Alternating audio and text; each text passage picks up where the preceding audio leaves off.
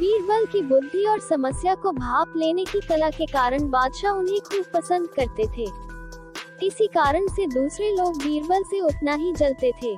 इन जलने वालों में से एक अकबर का साला भी था। वो हमेशा से ही बीरबल को मिला हुआ खास स्थान लेना चाहता था। बादशाह जानते थे कि बीरबल जैसा कोई और नहीं हो सकता है।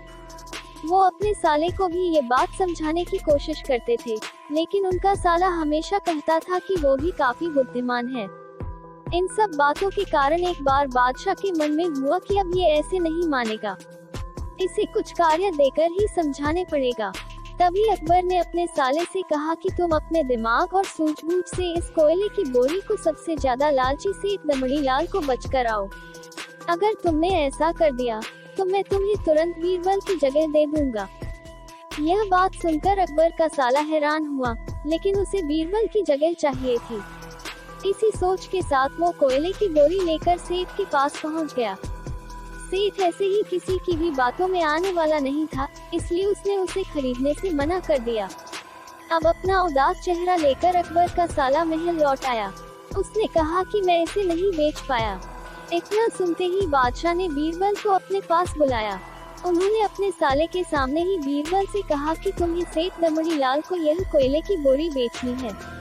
बादशाह का आदेश मिलने पर बीरबल ने कहा कि आप एक बोरी बेचने के लिए कह रहे हैं, मैं उस सेठ को एक कोयले का टुकड़ा ही 10,000 में बेच सकता हूँ। यह बात सुनकर अकबर का साला दंग रह गया। अकबर ने कहा कि ठीक है, तुम एक ही कोयले का टुकड़ा बेच आओ। बादशाह का आदेश मिलते ही एक कोयले का टुकड़ा उठाकर बीरबल वहाँ से चले गए। उन्होंने सबसे पहले एक मलमल के कपड़े का कुर्ता अपने लिए सिलवाया, फिर उसे पहनकर अपने गले में हीरे मोती की मालाएं डाल ली और महंगे दिखने वाले जूते भी पहन लिए। इतना सब करने के बाद बीरबल ने उस कोयले के टुकड़े को सुरमा यानी काजल की तरह बारीक पीसकर एक कांच की डिब्बी में डलवा लिया। इसी भेष में वो महल के मेहमान घर में आ गए।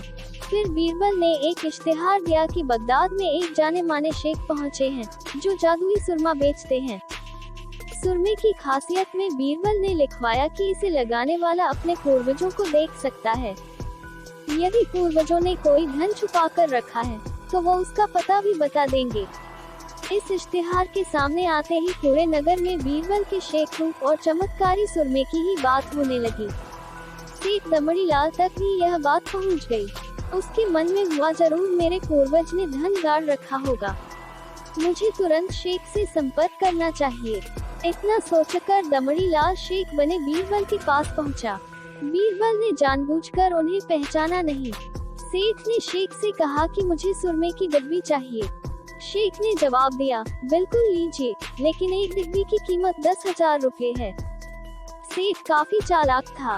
उसने शेख से कहा कि मैं पहले सुरमा आंखों पर लगाना चाहता हूँ, उसके बाद पूर्वजों के दिखने पर ही मैं 10,000 रुपए दूंगा। शेख बने बीरबल ने कहा कि ठीक है, आपको ऐसा करने की इजाजत है, बस आपको सुरमे की जांच करने के लिए चौराहे पर चलना होगा। चमत्कारी सुरमे का करिश्मा देखने के लिए वहां लोगों की भीड़ लग गई। तब बीरबल बने शेख जोर जोर से कहने लगे कि इस चमत्कारी सुरमे को सेठ जी लगाएंगे। अगर ये सेठ अपने माता पिता की ही औलाद हैं, तो इन्हें सुरमा लगाते ही तुरंत पूर्वज नजर आ जाएंगे। पूर्वज नहीं दिखे तो मतलब यह होगा कि वो अपने माता पिता की औलाद नहीं है। असली औलादों को ही यह सुरमा लगाने पर अपने पूर्वज नजर आते हैं। यह सब कहने के बाद शेख ने सेठ के आंखों पर सुरमा लगा दिया और कहा कि आंखें बंद कर लो। सेठ ने आंखें बंद तो की, लेकिन उन्हें कोई भी नहीं दिखा। अब सेठ के मन में हुआ कि मैंने कह दिया कि मुझे कोई नहीं दिखा तो भारी अपमान हो जाएगा। इज्जत को बनाए रखने के लिए सेठ ने आंख खोली और कहा कि हाँ, मुझे अपने पूर्वज दिख गए। इसके बाद गुस्से में लाल सेठ ने बीरबल के हाथ में 10,000 रुपए थमा दिए। अब खुश होते हुए बीरबल महल चले गए। उन्होंने कहा कि लीजिए बादशाह, एक कोयले के 10,000 रुपए और सारा किस्सा सुना दिया। यह देखते ही बादशाह का साला मुंह बनाकर महल से चला गया। उसके बाद से उसने कभी भी बीरबल की जगह लेने की बात अकबर से नहीं की।